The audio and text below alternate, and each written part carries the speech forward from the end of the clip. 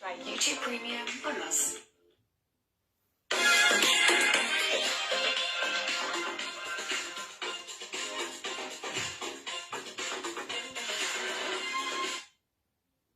Attendez, alors je choisis ce qui a bien le volume. Oh là là. Bon, je vais prendre lequel est. Hey. Bon, j'essaie celui-ci.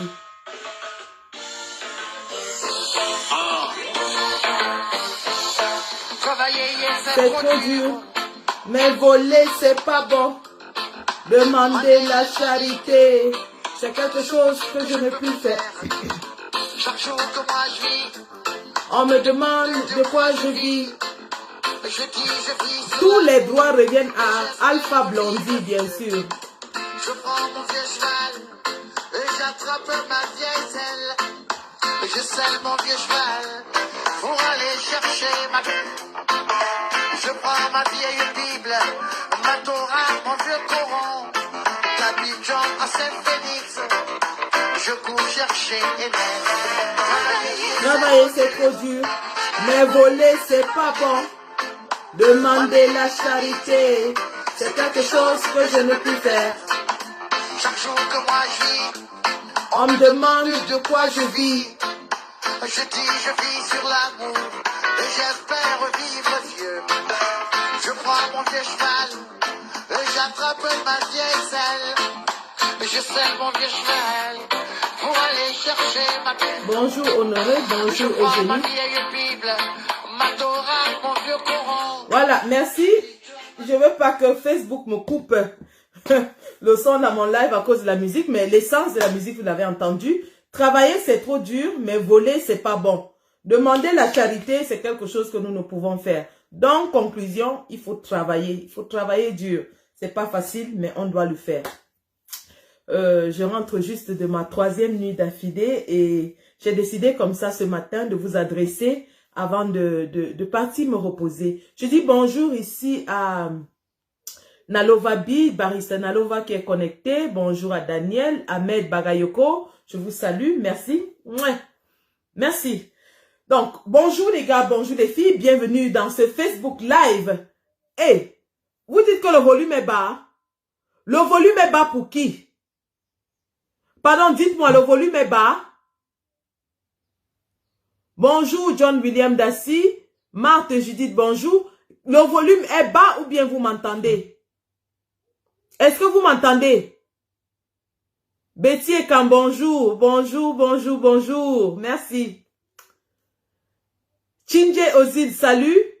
Voilà, Stevie dit que le son est bon. Bon, si le son est bon, on peut commencer. Salut Roslino, le stratège. Sylvain Jomo, bonjour. Bonjour à tous. Salut. Donc, vite fait comme ça, je vais faire avant de partir. Et comme vous l'avez constaté, je porte donc ma tenue de... comment on appelle ça en français? En anglais, c'est volontaire.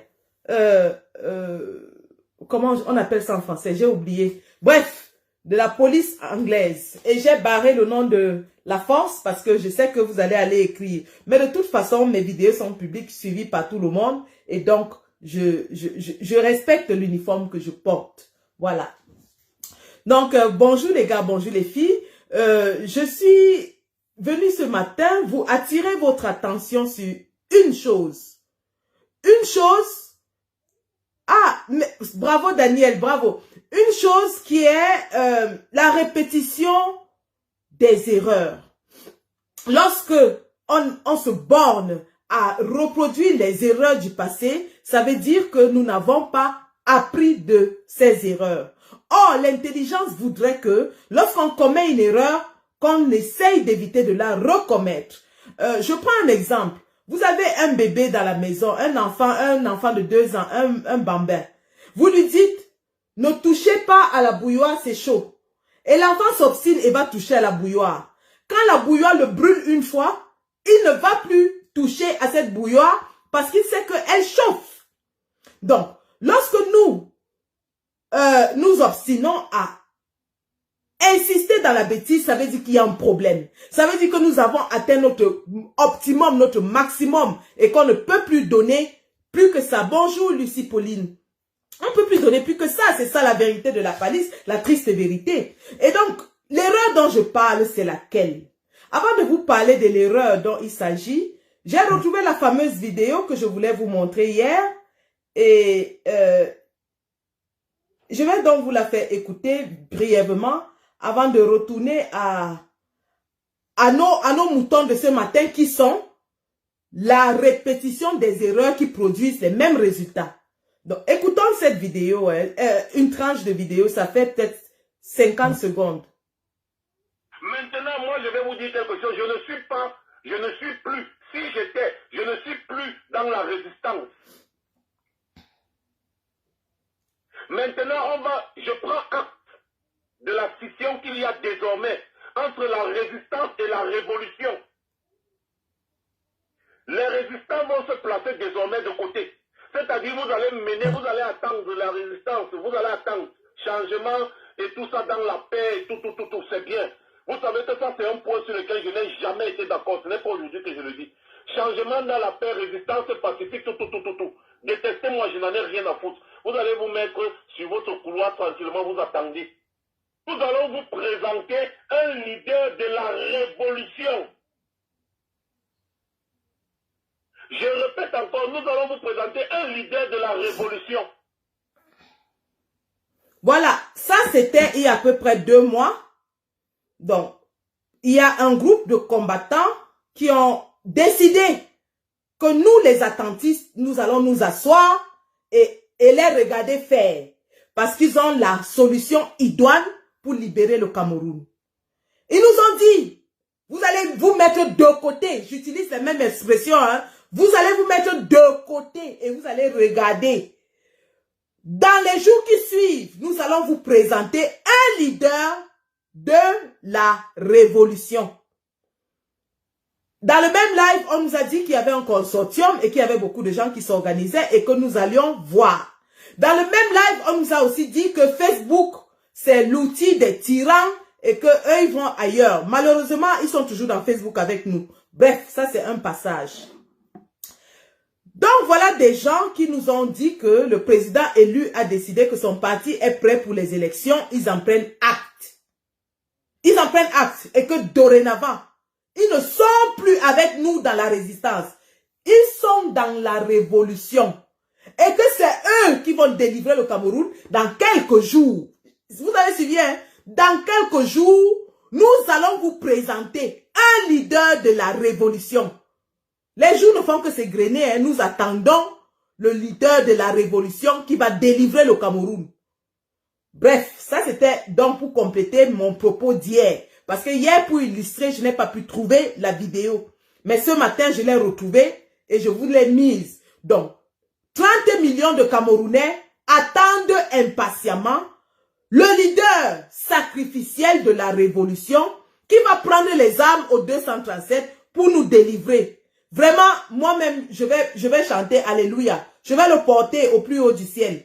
Ce fameux leader caché de la révolution sacrificielle qui est prêt à porter les armes pour libérer le 237. Ceci m'amène à quoi? Ceci m'amène à quelque chose que vous avez certainement vu dans les réseaux sociaux depuis hier et qui est cette affiche. Vous avez certainement vu ça. Je vais vous faire ce qu'on appelle la lecture de la première, le décryptage de l'image de l'affiche. Vous avez une image de soldat habillé en tenue de soldat avec un chapeau et faisant le salut militaire, que j'adore d'ailleurs, qui est ma marque déposée. Voilà l'image du soldat. Et vous avez un titre patriote. Vous avez un titre patriote. Patriote, ça vous ramène à quoi? Aux patriotes des sardinards ou alors aux vrais patriotes? C'est la question qu'il faut se poser. Parce que quand on dit patriote, pour moi, ça me renvoie à la brigade de Ahmed Kamer, qui sont les patriotes. Donc, c'est écrit là, hein, en haut, patriote. Et nous savons depuis longtemps que les patriotes, c'est les Ahmed Kamer, c'est les, comment il s'appelle, Marie Poulport, c'est tous les haineux tribalistes qui nous ont pollué la toile pendant longtemps. Donc, le militaire est un patriote. Et donc, voilà le soldat qui va libérer le Cameroun, qui est un patriote. Le patriote, ça me renvoie à quoi? Ça me renvoie à la brigade des Amer Kamer. Donc, ils disent, patriotes, prenez une mission. Ne demandez pas ce que le Cameroun peut faire pour vous. Et ça me renvoie encore au même slogan que les Amer Kamer qui disaient toujours au début, ne demandez pas ce que le Cameroun peut faire pour vous, faites ce que vous pouvez pour le Cameroun. Donc, patriote, le même slogan que les Amer Kamer, je commence à me poser des questions. Ça m'interpelle vraiment, hein, parce que ça m'a tout l'air d'une affiche qui sort tout droit des usines des Amer Kamer, des Marie Poulport et toute leur bande. Parce que les patriotes, la brigade des patriotes se bat contre les combattants. Et c'est eux qui utilisaient le message, ne demandez pas ce que le Cameroun fait pour vous. Bref, maintenant en dessous ici, ils disent recrutement actif et immédiat pour la libération du Cameroun. Recrutement actif et immédiat pour la libération du Cameroun à 100 000 francs par mois, plus 30 000 francs de bonus. Écoutez, hein, recrutement actif et immédiat pour la libération du Cameroun à 100 000 francs par mois, plus 30 000 francs de bonus. Appelez le 44 742 43 25 652, ça c'est au UK. Le 32 466 1574, ça c'est en Belgique. Ou le 1939 808 35 71, ça c'est aux États-Unis. Et en bas ils disent, nous allons désormais opposer la violence face à la violence de Biya. Ça s'appelle faire de la légitime défense. Demandez ce que vous pouvez. Est-ce que vous lisez ça? C'est déjà dans Facebook, c'est partout dans Facebook. Voilà ce que le fameux consortium des révolutionnaires nous a produit comme affiche de recrutement pour libérer le Cameroun. Voilà ça. C'est dans Facebook. En dehors de l'affiche elle-même qui me paraît assez lugubre, noir avec un drapeau derrière et un point levé et un militaire qui fait un signe un peu bizarre, pas très convaincant. Et le message même qui me renvoie à Amer Kamer, je fais le lien immédiatement. Amer Kamer a beaucoup de liens dans cette part du combat. Et Amer Kamer, vous vous rappelez, est l'ami d'Anango. Vous vous rappelez quand Anango et Stella allaient chez Amer Kamer, ce sont des amis très proches. Or, Anango a aussi des amis dans cette part du combat. Pourquoi est-ce que je parle? Parce que vraiment, inconsciemment, nous reproduisons les mêmes choses qui disent vraiment qui nous sommes. Lorsque nous parlons, lorsque nous nous exprimons, lorsque nous écrivons, inconsciemment, nous exposons qui nous sommes, notre personnalité. Donc, lorsque des gens disent qu'ils veulent libérer le Cameroun par les armes, ils vont former une armée telle que vous avez vu, ils vont faire la violence pour opposer à la violence de Biya. Très bien, de très bon ton. Ça appelle beaucoup de gens. Moi-même y compris, je suis pour que ce régime soit secoué. Mais ma vision est que ce régime doit être secoué par le peuple. C'est pas quelqu'un qui doit instiguer le peuple à le faire. Parce que avec le Cameroun, ça ne marche pas, le Camerounais. Les Camerounais sont trop égaux. Donc ma vision, c'est que si le peuple se lève, quels que soient les moyens qu'ils utilisent, qu'ils le fassent de façon spontanée. Là où je suis un peu interpellée, c'est que nous avions eu la même démarche. Parce que ça fait quand même 3 ans que nous sommes dans ce combat. Nous avions eu ceux qui disent qu'ils viennent avec des méthodes nouvelles. Ils vont tout révolutionner. Que les gens qui sont dans la paix là, qui se mettent de côté, qui s'asseyent et ils regardent comment eux ils libèrent le Cameroun. Bravo! Mais si c'est pour libérer le Cameroun avec ça, oh, je commence à me poser beaucoup de questions. Mais alors vraiment beaucoup de questions. Et je vais vous dire pourquoi. Lorsque nous commençons ce combat, nous sommes tous galvanisés. Moi, Sandy, mon titre de général ne vient pas de la diaspora. Hein. C'est vrai qu'on m'avait nommé général à la conférence de Bel-Air en 2019, janvier 2019. Mais c'est au 237 que les gars confirment que la mater-ci, c'est une mater qui a chopé le cœur du Mboma. Pourquoi? Parce que quand le combat chauffe et qu'on arrête le président élu et tout le directoire du MRC, tout le monde a la rage. Les gars veulent porter les armes. Nous sommes en janvier 2019. Les gars veulent porter les armes. Nous sommes dans les groupes au 237. Et beaucoup de ces gars qui sont dans les groupes ici sont là, ils sont connectés. Y compris, je cite un exemple que vous connaissez, le docteur Jacques Noumsi, qui était dans les groupes avec moi. Il savait ce qu'on préparait dans ces groupes. Il savait les méthodes qu'on utilisait dans ces groupes. Ce n'était pas les groupes pour s'amuser. C'était les groupes pour tout gâter.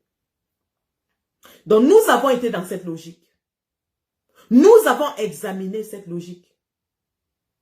Et on s'est rendu à l'évidence que nous n'étions pas préparés et nous n'avions pas les moyens pour cette logique. Sauf que, lorsque le président est en prison, le vice-président Mamadou Mota lance encore les marches blanches en juin 2019. Alors nous de la diaspora, nous décidons que ces marches-là, il y aura plein de monde dehors. Nous décidons. Nous créons des groupes pour recruter les marcheurs.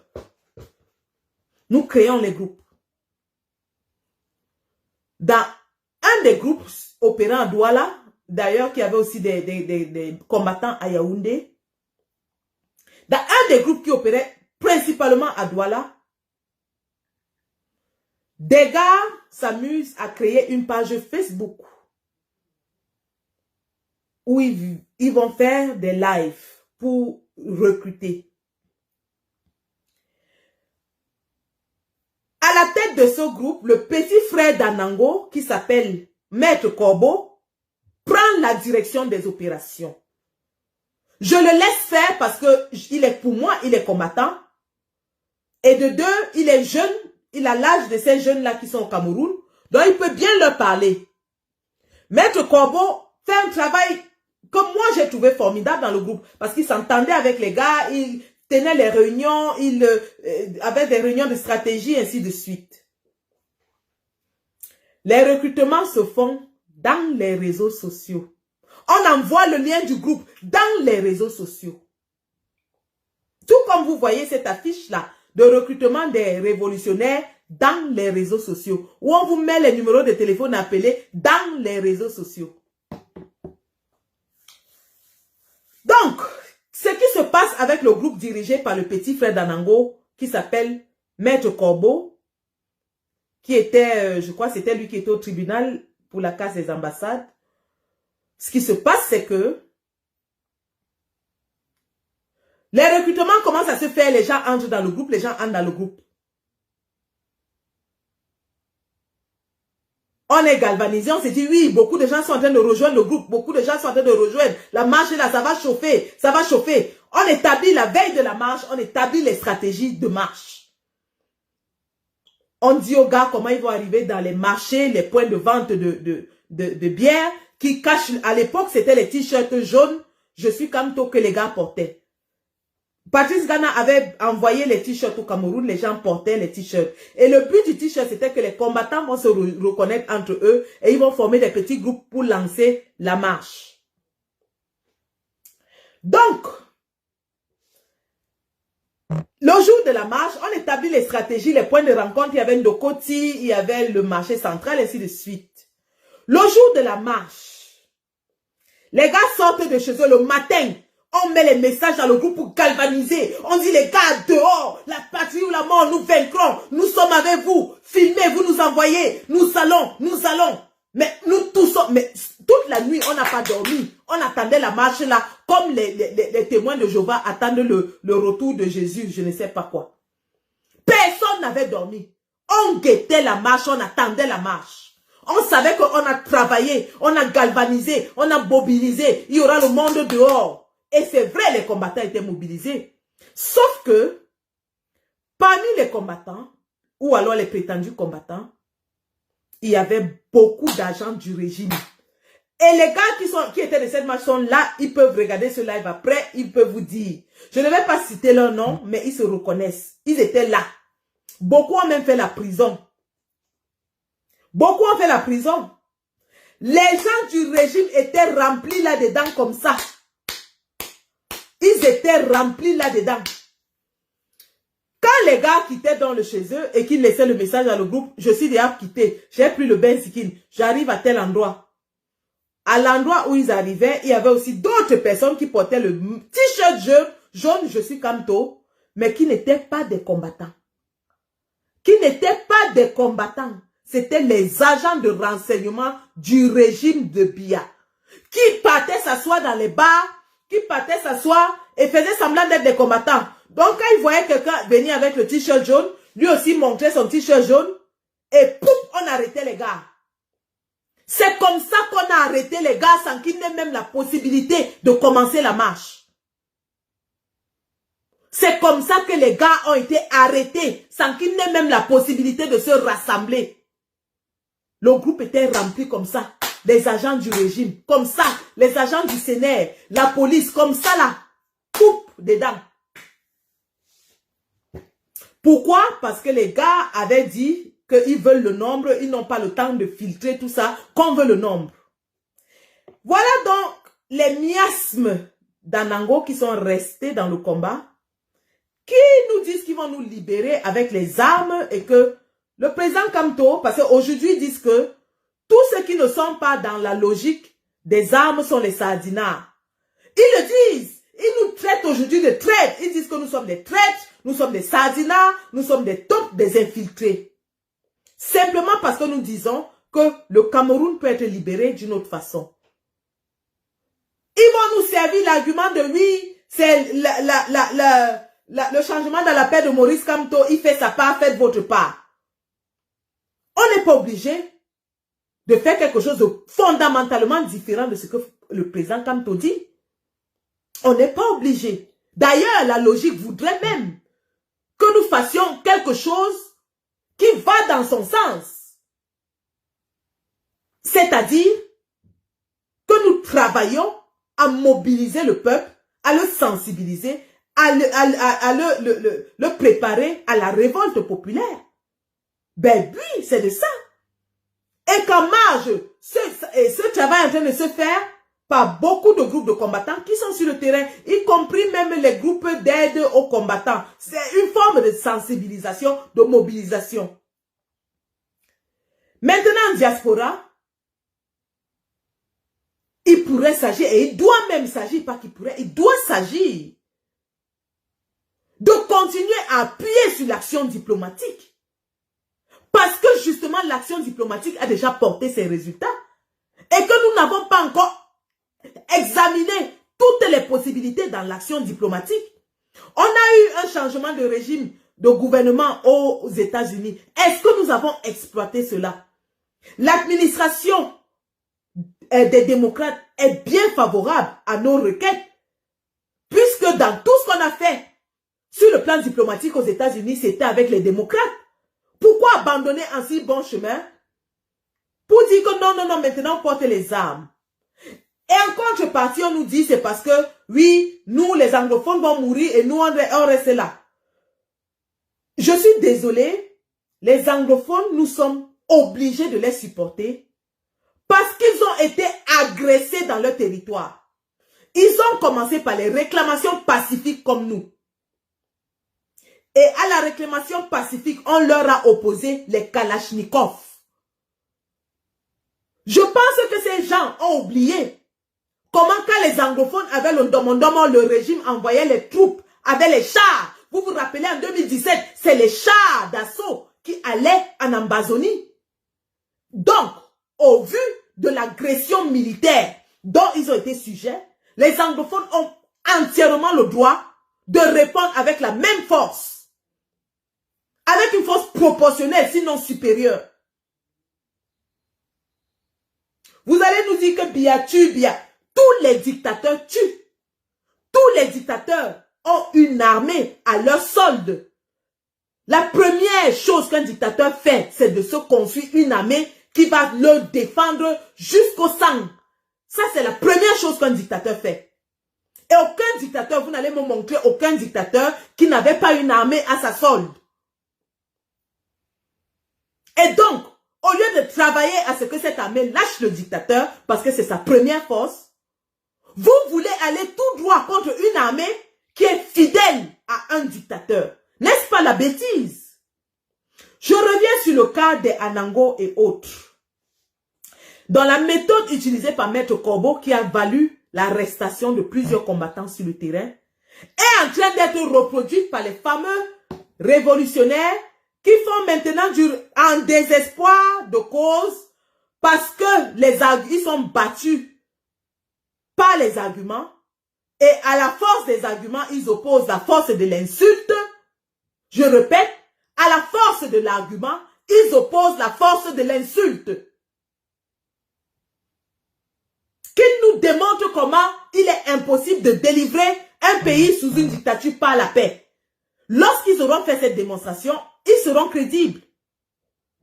Mais nous, on peut leur montrer beaucoup de dictatures africaines similaires à celle du Cameroun qui sont tombées sans qu'un seul coup de feu ne soit tiré. Donc, voilà donc les miasmes d'Anango restés dans le combat qui nous reproduisent la même chose. Recrutement des révolutionnaires dans Facebook à coup d'affiches de ce genre. À coup d'affiches de ce genre. Regardez ça. Quand un agent du BI ou du CNR va appeler ce numéro, est-ce qu'ils sauront que c'est un agent du BI ou du CNR?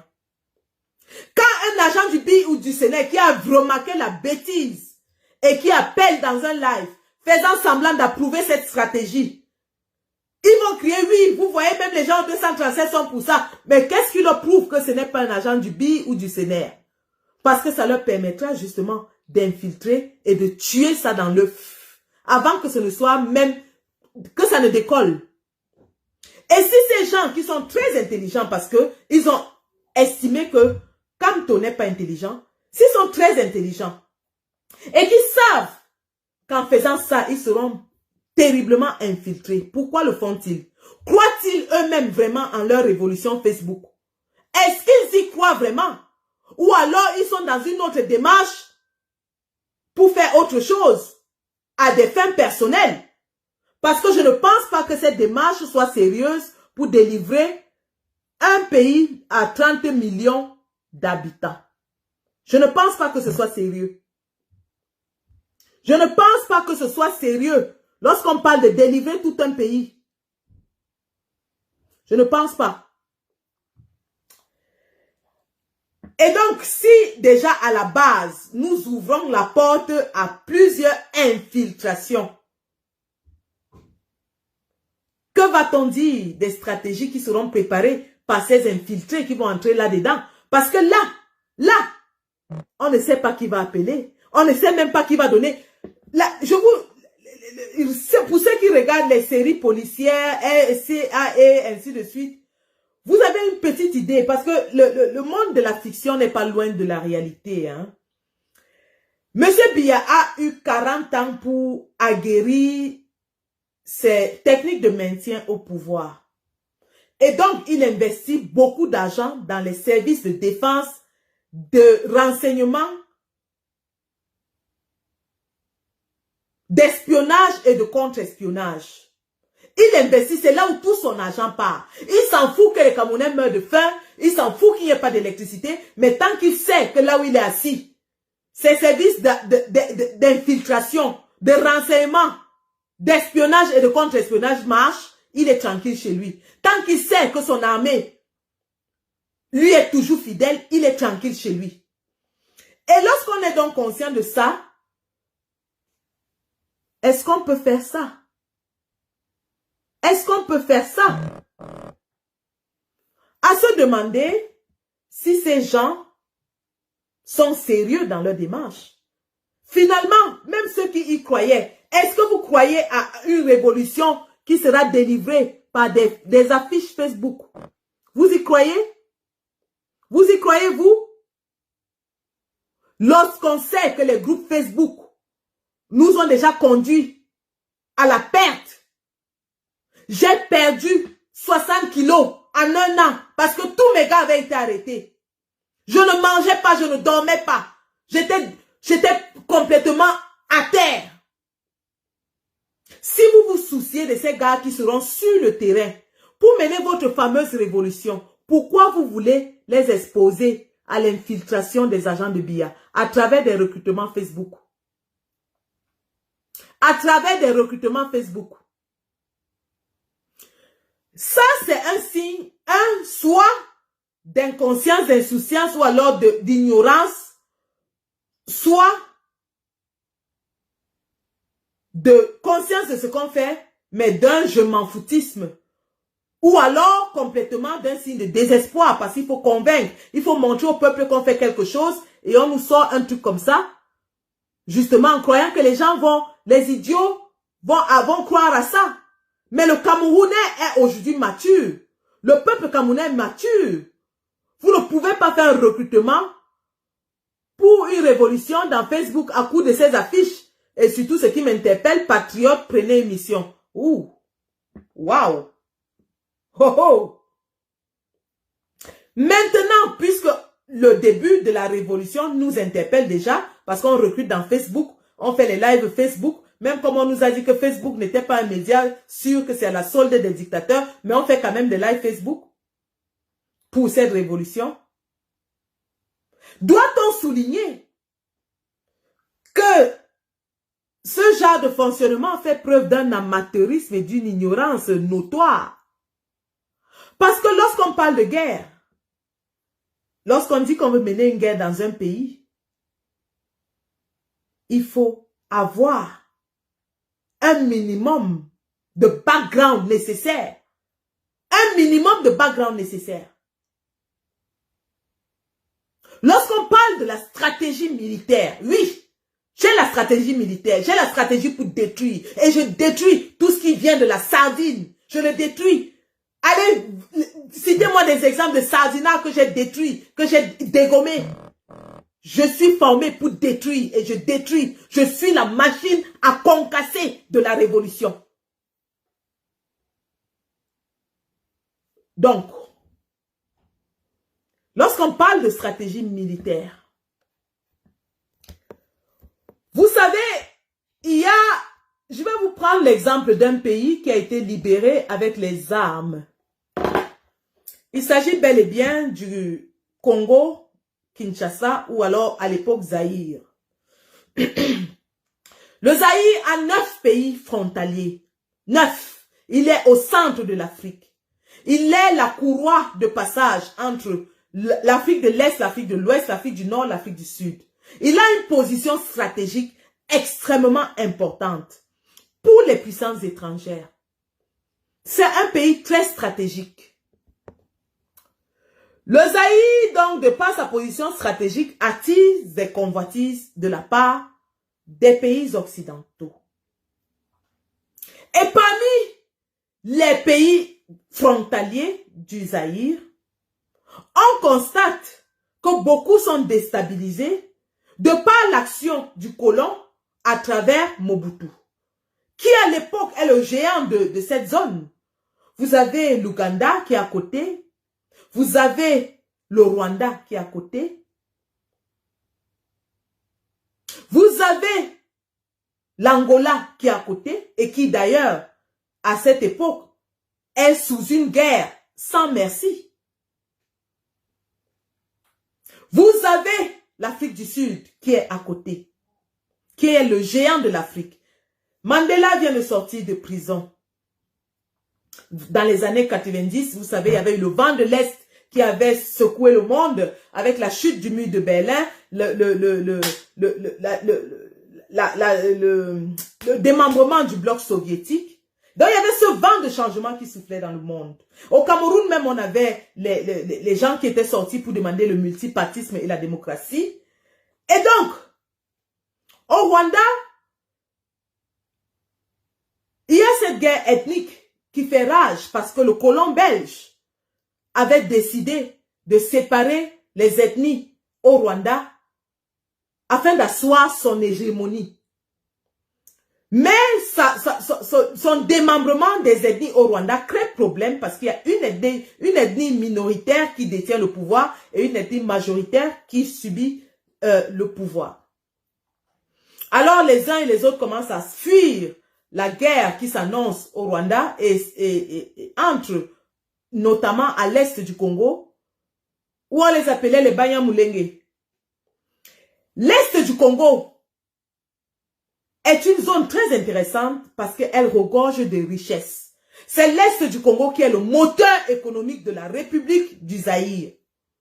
Il y a du coltan, il y a de l'or, il y a du diamant, il y a tout ce que vous pouvez imaginer, de l'argent, tout ce que vous pouvez imaginer. Et toutes ces richesses transitent par une ville appelée Kisangani. Kisangani, qui est en fait le poumon économique du Congo. Et qui est aussi, très curieusement, situé à 100 km de la base arrière de Mobutu, qui est Gbadolite. Tout comme Biya, à sa base arrière, qui est Mbomeka. Parce que, rappelez-vous, hein, Mobutu est le parrain de M. Biya. Mobutu est le parrain de M. Biya. C'est Mobutu qui amène les Israélites pour protéger Biya, parce que lui-même, il les utilisait pour sa protection. C'est Mobutu qui amène la franc-maçonnerie à Biya, parce qu'il est son parrain et qui lui dit non, ces forces-là vont t'aider à asseoir ton pouvoir. Donc, Biya est le fils spirituel de Mobutu. Et Biya fait exactement la même chose que Mobutu. C'est-à-dire, Biya, pour émuler son parrain, assoit son pouvoir en écrasant tous ses adversaires, en les tuant, en les massacrant. Y compris même les religieux. D'ailleurs, c'est ce que Mobutu faisait. Vous vous rappelez les sœurs de Djoum? Oui, alors si nous ne sommes plus dans le Congo, ça, nous sommes dans la culture politique. Et quand je parle politique, je sais de quoi je parle. Je ne raconte pas ma vie de famille, ma mère qui avait dit que mon oncle qui était sorti de... Je vous parle de culture politique avec fait à l'appui. Donc, de comparaison d'une dictature à une autre, d'un dictateur qui a été formé par son parrain. Lorsque Mobutu sentant sa fin venir, le bloc soviétique est tombé, parce que ce sont les soviétiques qui le maintenaient au pouvoir. Le bloc soviétique est tombé. Joseph Kabila est un trafiquant de diamants dans la zone de l'Est dans l'Est Kivu. Il est là-bas, il fait ses trafics. Malheureusement, pour Mobutu, il a tellement œuvré à déstabiliser ses voisins que ces voisins-là veulent son départ. Et il profite du vent qui souffle pour se dire, nous allons le chasser. Rappelez-vous, le Rwanda, c'est un pays de guerriers. Le Rwanda, c'est un pays de guerriers. À sa tête, Paul Kagame, qui est un militaire formé par les États-Unis. Il parle parfaitement anglais. Vous avez Yoweri Museveni à côté, qui aussi veut le départ de Mobutu. Donc, tous se mettent ensemble et décident de former une... Évidemment, avec lorsqu'il y avait le génocide au Rwanda, les populations qui fuyaient et entraient dans l'Est Congo n'étaient pas que des civils. Il y avait des militaires aussi qui avaient fui et étaient entrés et se réfugiés dans l'Est du Congo. Donc l'Est du Congo devient une zone assez instable avec beaucoup d'armes qui sont dans la région. Vous avez des militaires qui ont fui le génocide et qui sont là, qui ont les armes. Vous avez ces hommes formés à la guerre qui sont là. Qu'est-ce que le Rwanda et l'Ouganda et l'Angola décident de faire? Unir les forces pour chasser Mobutu. Alors, ils forment une armée de rebelles qui commencent à entrer dans la région. Sauf qu'ils ne peuvent pas seulement chasser Mobutu parce que ce serait vu comme une invasion. trouver un leader congolais qui va porter ce mouvement. Dans la région, il y a Kabila. On le voit là, il gravite dans les milieux, c'est un lumumbiste, il gravite dans les milieux politiques, mais c'est un homme qui vit de ses petites affaires et tout ça. Et comme il est populaire dans la région, on le prend, on le met à la tête du truc.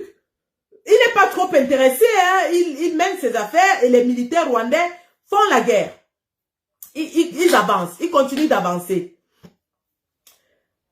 Et donc, Mobutu sait qu'à l'est du Congo, aucun pays ne le soutient plus. Et il y a une force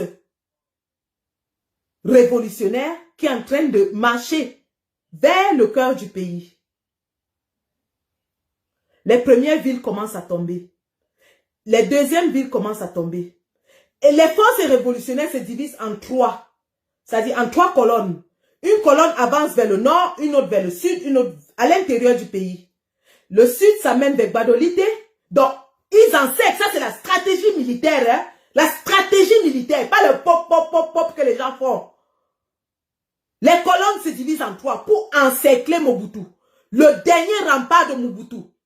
Personne ne savait que Kinshasa pouvait tomber. Personne ne savait que Kisangani pouvait tomber. Et personne ne savait que Gbadolite allait tomber. C'était les trois points stratégiques. Kinshasa, la capitale. Kisangani, le poumon économique. Et Gbadolite, la base arrière de Mobutu. Alors, on sait ce qui se passait, ce que Mobutu faisait à Etienne Tshisekedi et à tous les opposants. Tout le monde le savait. Etienne Tshisekedi, il était dans le même ordre que Kamto est aujourd'hui, c'est-à-dire dans l'ordre républicain, avec les il faisait des marches et tout ça. On l'arrêtait, on le tabassait, on le fouettait. Et on l'enfermait. Kabila se retrouve donc ainsi coopté à la tête des forces révolutionnaires.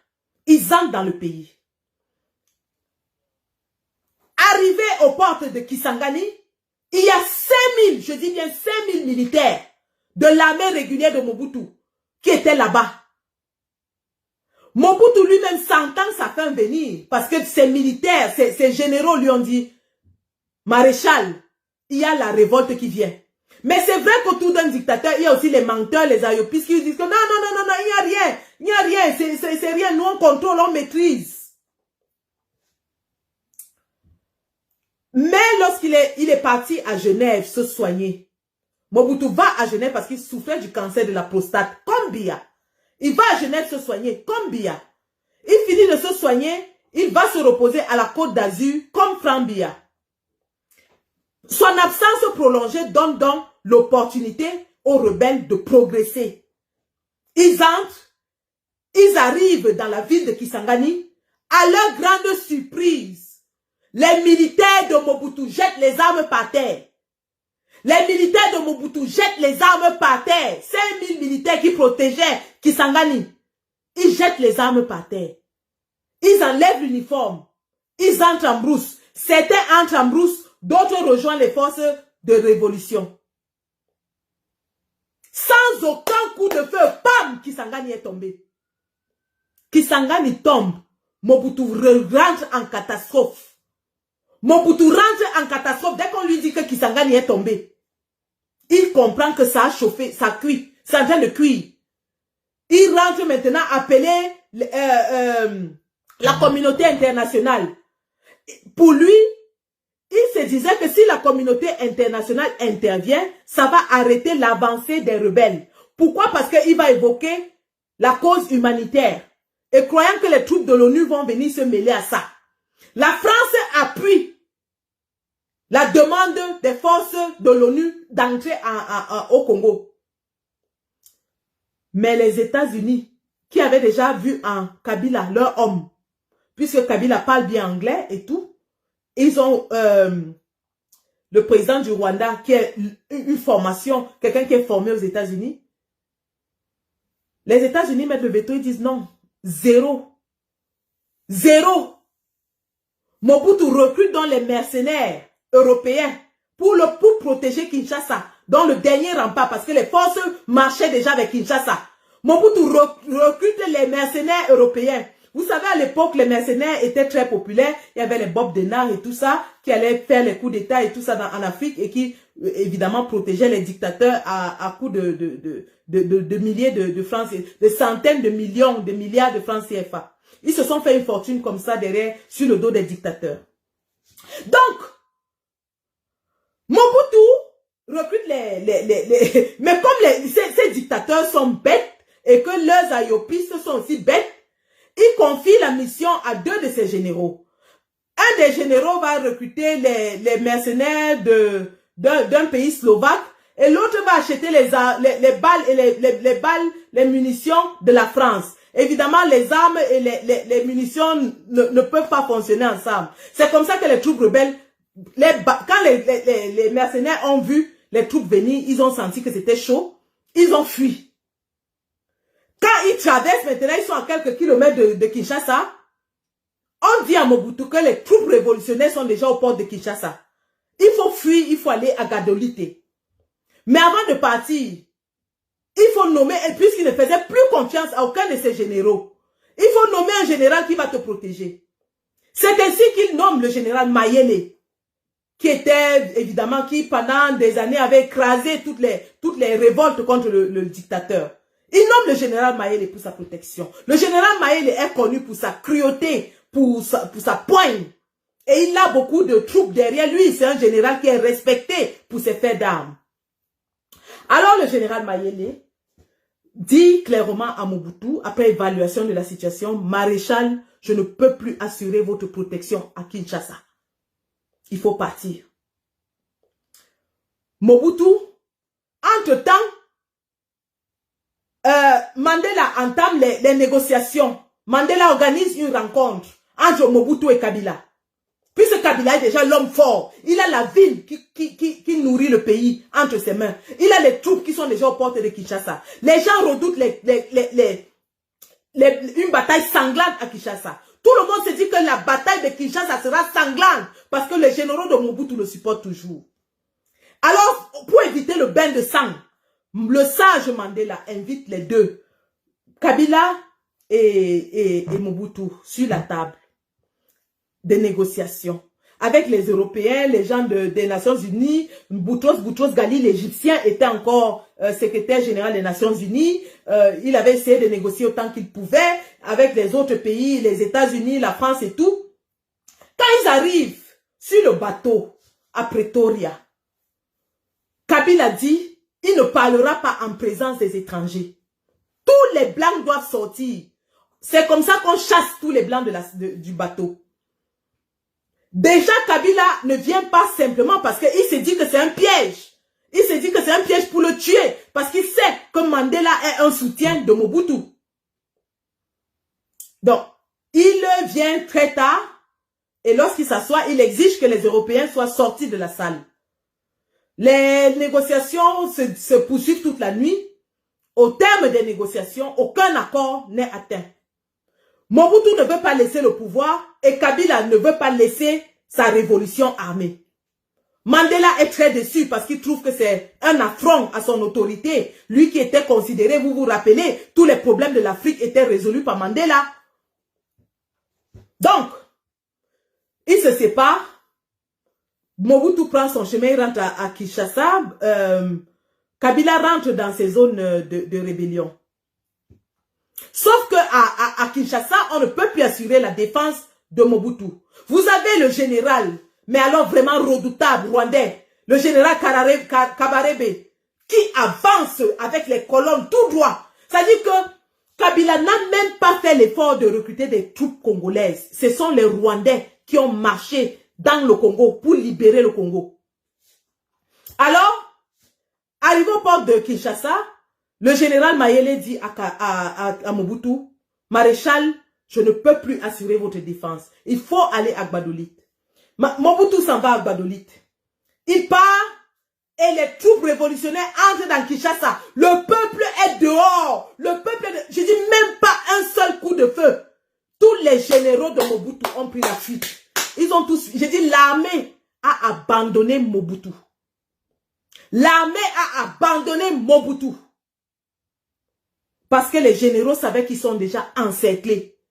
Et c'est ça qu'on vous parle de stratégie militaire.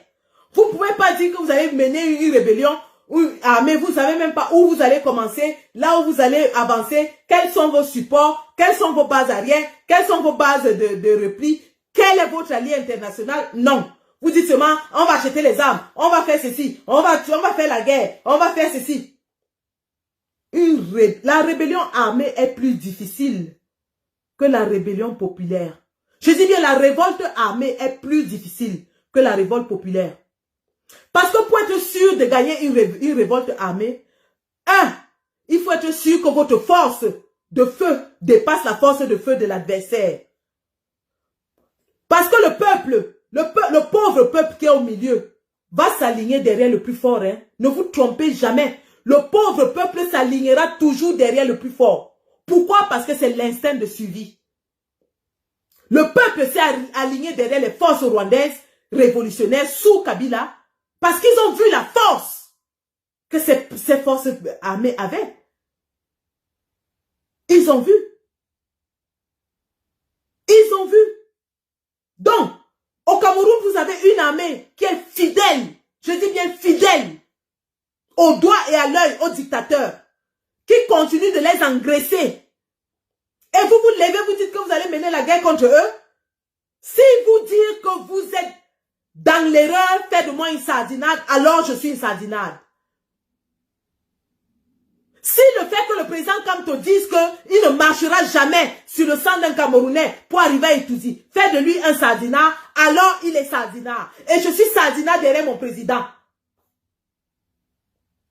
Valsero avait dit, on ne peut pas aimer le Cameroun sans aimer les Camerounais. Vous ne pouvez pas dire que vous allez libérer le Cameroun et vous aimez tout le Cameroun, mais vous tuez les Camerounais en masse pour libérer le Cameroun. Au lieu de chercher des solutions pour que le massacre, les massacres qui sont déjà en cours au Cameroun s'arrêtent, vous voulez ajouter la peine, la douleur, la misère sur la peine, la douleur et la misère. Je reviens donc comme ça sur l'évolution des troupes révolutionnaires sous le leadership de Kabila, Joseph Désiré Kabila. Joseph Désiré Kabila, ils entrent donc à Kinshasa sans qu'un seul coup de feu ne soit tiré. Ils prennent possession de la capitale. Évidemment, les points sensibles tels que les aéroports, la télévision et tout ça sont saisis. Aucun problème là-dessus. Parce qu'ils ont le firepower, comme on appelle en anglais. Ils ont le firepower. Ils ont le firepower. Vous ne pouvez pas dire que vous allez combattre des gens sans avoir le minimum. Lorsque les anglophones eux-mêmes, qui ont la légitimité de se défendre, engagent la guerre, ils ont réuni un certain nombre de préalables avant de prendre les armes.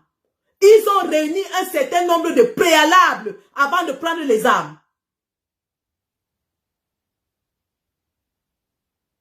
Avoir une base de repli, avoir une base d'entraînement, avoir une base de ravitaillement, une voie de ravitaillement.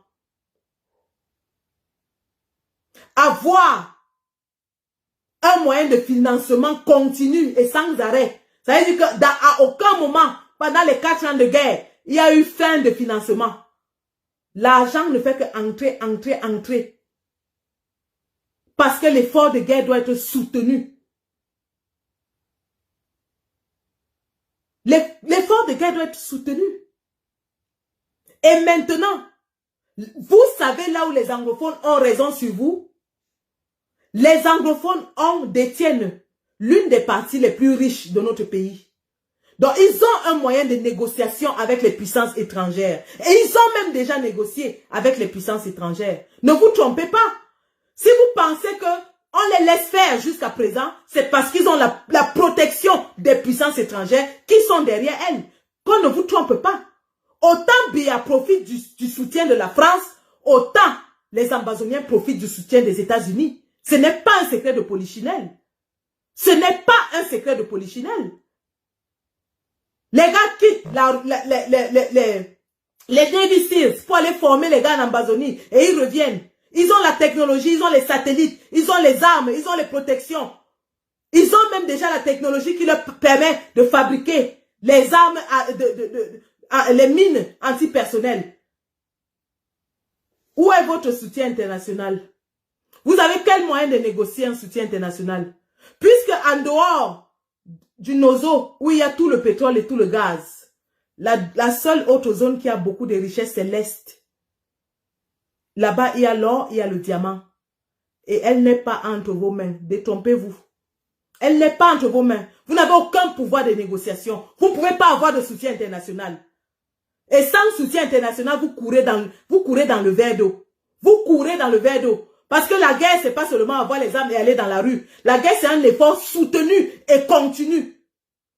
Ne pensez pas qu'en 2 jours, vous allez faire pop pop pop avec vos armes en plastique et puis Pia va partir. Non. En face, vous avez une armée qui est formée, qui est fidèle au dictateur. Si vous n'avez pas des moyens de force égaux ou supérieurs, alors vous trompez le monde entier. Vous trompez les Camerounais. Vous vendez du vent. Mobutu va dans Gbadolite, qui est sa base. Malheureusement pour lui, Kisangani est à 100 km de Gbadolite, c'est pas loin. Et les forces continuent d'avancer de Kinshasa pour Gbadolite. Donc vous avez deux colonnes de rebelles qui avancent tout droit sur les derniers retranchements de Mobutu. On dit à Mobutu, maréchal, il faut partir. Mobutu regarde tout son palais. Tout son palais qu'on appelait le Versailles de la forêt. Le palais de Mobutu, c'était un palais de 1001 nuits. Mobutu ne veut pas partir. On lui dit, maréchal, il faut partir. Nous avons quelques heures pour partir. Parce que s'ils arrivent ici, ils vont vous arrêter et on va traîner votre corps dans les rues de Kinshasa. Mobutu est obligé de partir.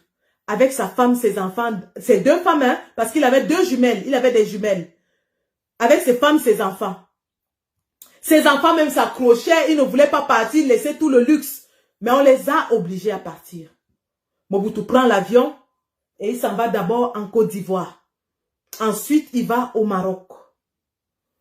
Donc, pour vous dire que lorsqu'on parle de stratégie militaire, la stratégie militaire ne marche que lorsque toutes les conditions sont réunies. Parce que le cas échéant, ce que vous allez faire, vous allez créer un chaos qui va prendre des décennies à se décanter.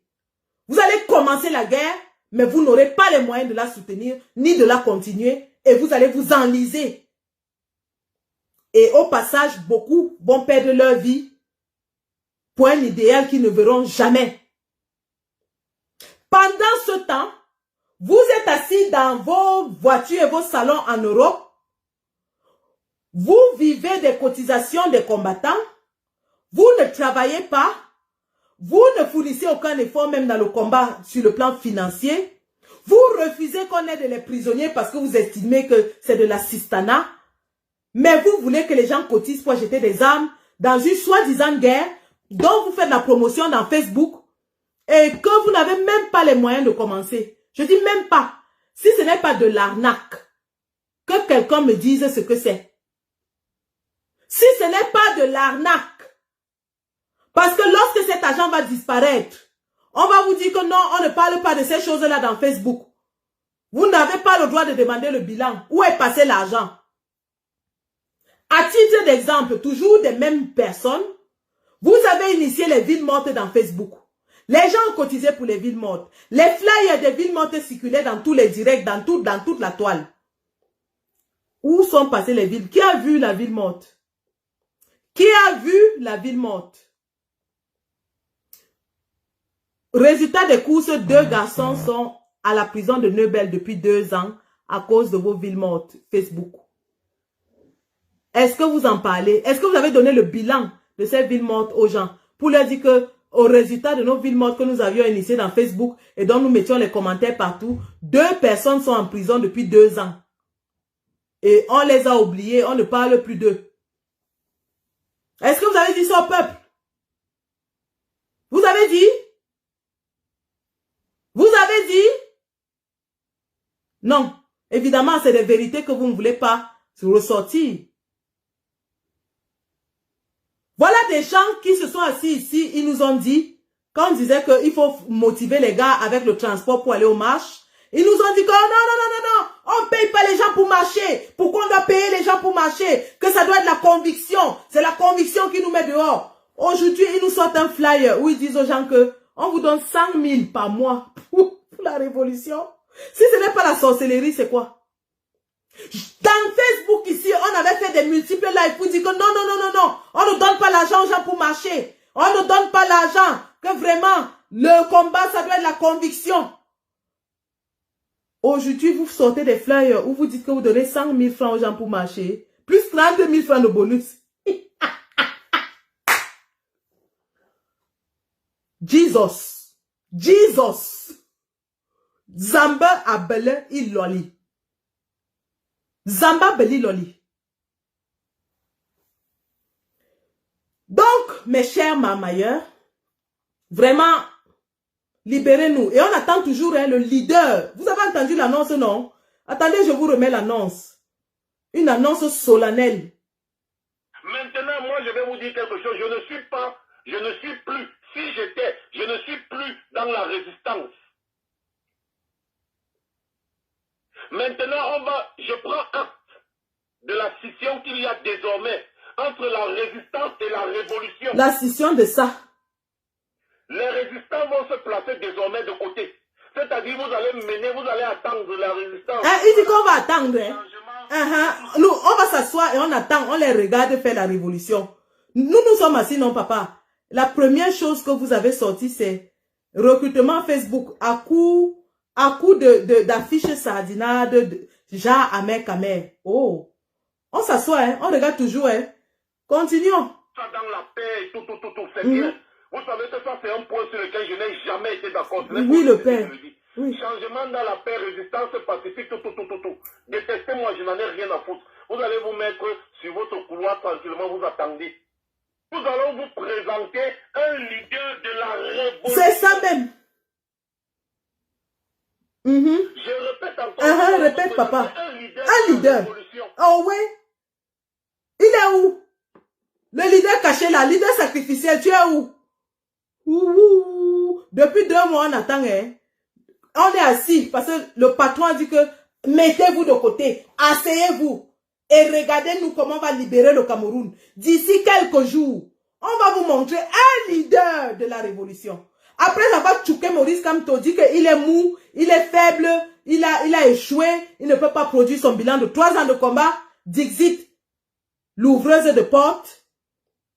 Ils nous disent maintenant qu'ils vont nous amener un leader de la révolution qui va nous libérer le Cameroun à coups d'armes, coups de feu. Première action du leader, du fameux leader révolutionnaire, recruté dans Facebook.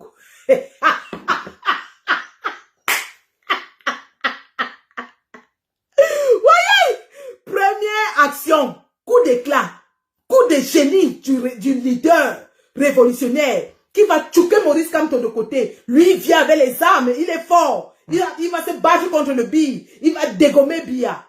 Première action, recrutement Facebook.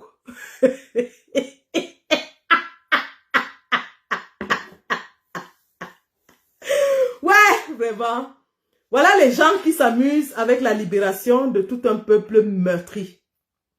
Les Camerounais sont tellement désespérés qu'ils achèteraient même, ils s'accrocheraient au diable pour se libérer. Et ces gens le savent et ils profitent de ce désespoir. Ces gens le savent et ils profitent du désespoir des Camerounais. Au même titre que lorsque la fameuse ouvreuse de porte nous avait dit ici que elle va s'auto-incriminer pour que le procès des ambassades soit gagné et je ne sais plus quelle théorie elle avait sorti. Pour que les gens, parce qu'il y avait des spécialistes juristes qui avaient questionné, qui avaient même pas questionné, débouté cette histoire d'auto-incrimination, qui est encore une autre opportunité d'ouvrir un litchi. Lorsque ça a été vraiment débouté, le génie que voici, et je parle avec preuve, ce génie, qui a fait beaucoup de très bonnes choses dans la révolution, qui est celui qui nous a montré comment on doit marcher, qui est celui qui a créé les Amazones, c'est un génie. Ce génie, lorsque l'auto-incrimination battait déjà en brèche, est venu avec l'idée et a dit qu'il faudrait qu'on dise que la France est en train de manigancer pour que Maurice Kamto soit condamné dans le procès des ambassades. Et ils ont fait, lui, il a fait un live où il expliquait aux gens que ce sont les manigances de la France pour que Maurice Kamto soit condamné dans le procès des ambassades. Sachant que lorsqu'il va prononcer le nom de Maurice Kamto et qu'il va dire aux gens que la France manigance pour l'enfermer, les gens vont cotiser. Et c'est ce qui s'est passé. Dans le même groupe, le président du groupe leur a dit c'est un mensonge. Maurice Kamto avait été écarté du procès des ambassades dès le début. Pourquoi vous mettez son nom? Le génie lui a dit, on met son nom parce que c'est ça qui va attirer le monde. Donc, ces gars sont conscients du fait que le nom de Maurice Kamto paye. C'est du Kamto commerce. Et tout ce que je dis avec preuve à l'appui, hein, vous me connaissez. Celui qui tente de faire gnac, je sors ça. Tout ce que je dis avec preuve à l'appui.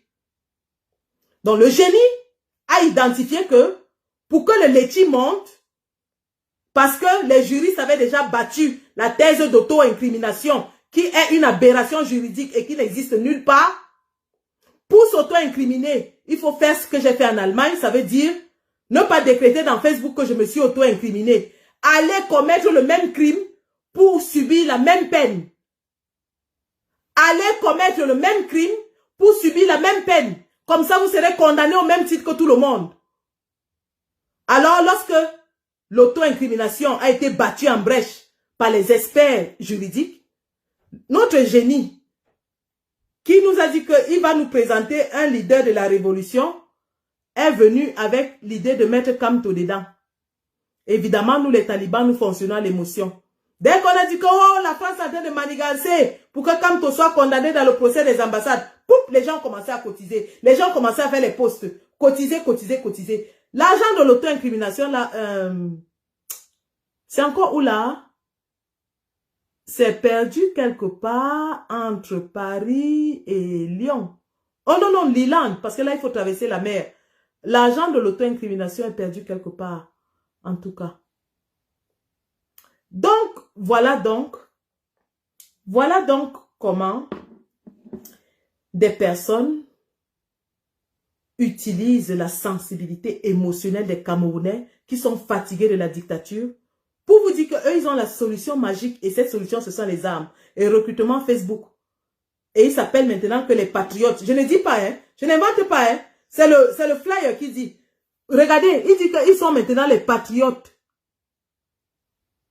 Ils sont maintenant les patriotes.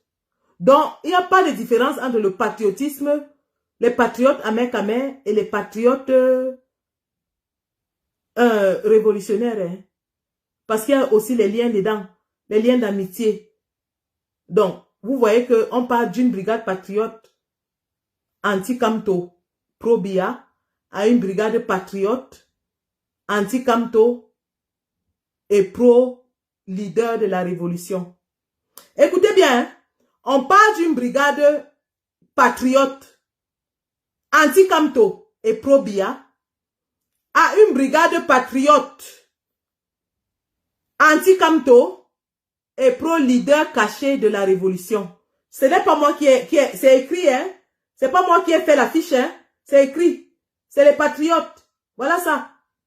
Donc, dorénavant, la brigade révolutionnaire sera aussi la brigade patriote. C'est les patriotes. Maintenant, il faudra faire la différence entre patriote pro-Biya et patriote pro-leader de la révolution. Voilà ça. C'est là. Donc, je me suis réveillée au travail à ma pause avec cette affiche et j'ai décidé de partager ça avec vous et de partager aussi un peu de stratégie militaire. Acquis de droit. Voilà. Donc, merci les gars d'avoir suivi ce Facebook Live. Je rentre d'une nuit de travail, je dois me reposer parce que j'ai encore une nuit de travail. Contrairement à beaucoup de gens qui décrètent des ordres, envoient des gens faire des choses et ne mettent même pas un rond dans ce qu'ils disent. En anglais, on dit put your money where your mouth is. En anglais, on dit put your money where your mouth is. Donc, mettez votre argent là où votre bouche est. Vous pouvez pas seulement envoyer la bouche. Et même un 5 francs ne sort pas de votre poche pour mettre vos stratégies en marche. Donc, contrairement, nous, on s'en va donc se reposer parce qu'on travaille le soir pour cotiser pour la révolution, pour aider les prisonniers, pour aider les gars qui sont en train de travailler sur le terrain, pour continuer le travail de sensibilisation, de mobilisation. C'est notre part. Elle peut être très petite, hein. On n'a pas besoin de déplacer une montagne pour montrer qu'on a fait. On fait notre part un peu, mais on fait quand même. C'est notre part là-bas. Le président, lui, fait sa part. Nous, on fait notre part. Ma part, ma petite part, c'est de vous mettre au parfum des choses de la révolution, mais aussi d'apporter ma toute petite contribution financière sur le terrain et en diaspora pour faire avancer le combat. Je rappelle ici que les combattants de l'Allemagne ont toujours besoin d'aide.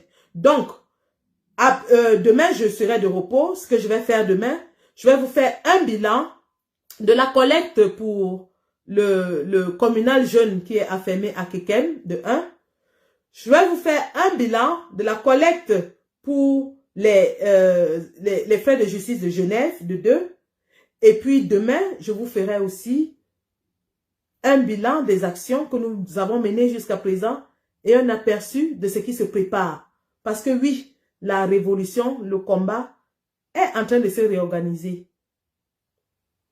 N'en déplaise à ceux qui veulent nous amener dans on ne sait quoi. Mais nous restons, on nous a dit de nous mettre à l'écart. Nous sommes à l'écart et nous travaillons doucement mais sûrement.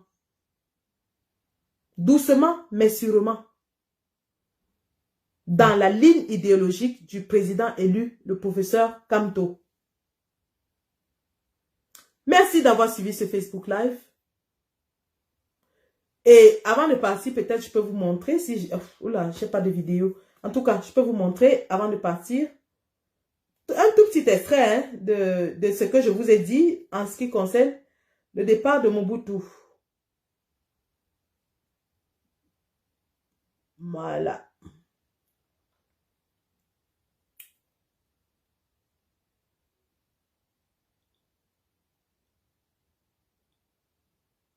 Bon, c'est vrai que la plupart des documentaires sont très longs.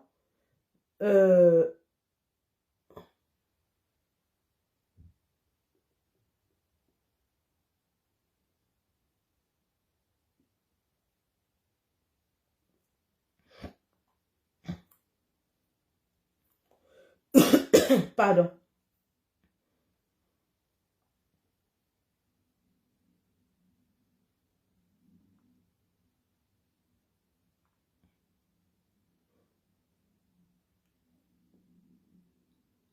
Alors, je ne sais pas si je me suis fait ça ici en vidéo. Je dois avoir ça ici. Mes excuses. Regardez comment la villa de Mobutu était pillée. Voilà, vous avez vu la fin d'un dictateur. C'est comme ça que les villas de M. Biya seront envahies par le peuple. Nous allons entrer dans les villas de M. Biya avec la force du nombre du peuple, pas avec la force des armes. La force du nombre du peuple. Voilà. Donc, c'était Sandy.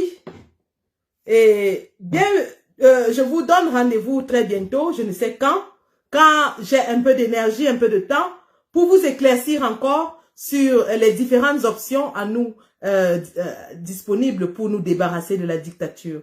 Croyez-nous, le travail est en train de se faire, non seulement par le MRC, mais aussi par la société civile que nous incarnons, les activistes, pour mettre à mal ce régime. Seuls les paresseux aiment les solutions faciles. Seuls les paresseux aiment les solutions faciles. La patrie ou la mort, nous ne pouvons que être vainqueurs. La patrie ou la mort, vaincrons. Merci.